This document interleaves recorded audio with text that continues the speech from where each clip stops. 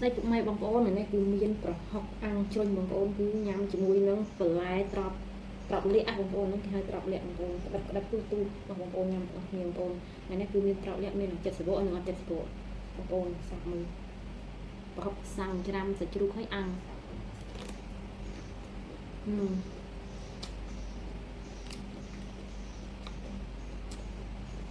ăn trong khẩu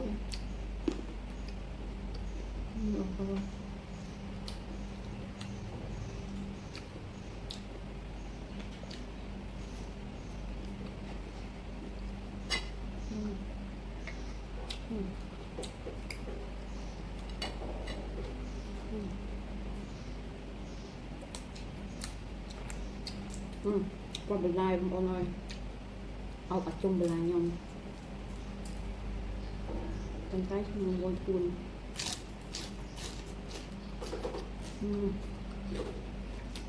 รสชาติ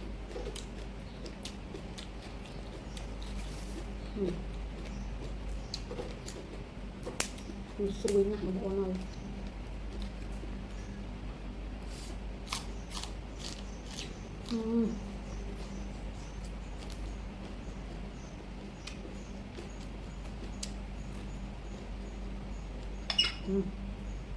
แถมใบเลยจ้ะเนาะ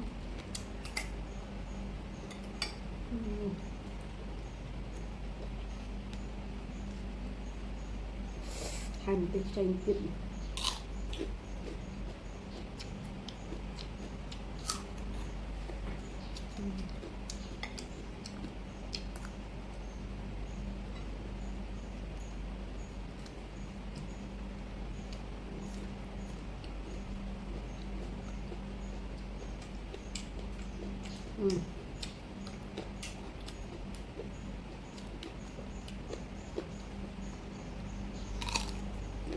เอาลองซวยมั้งอ่ะ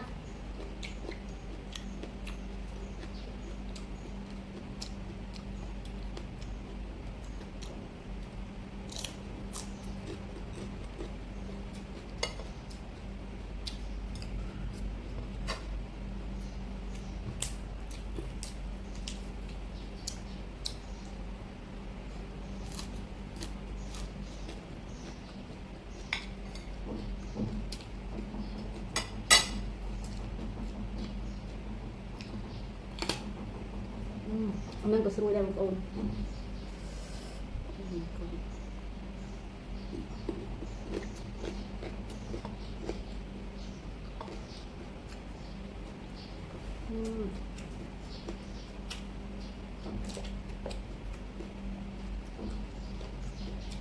อย่างไรแบบนี้งามเหมือนได้ไง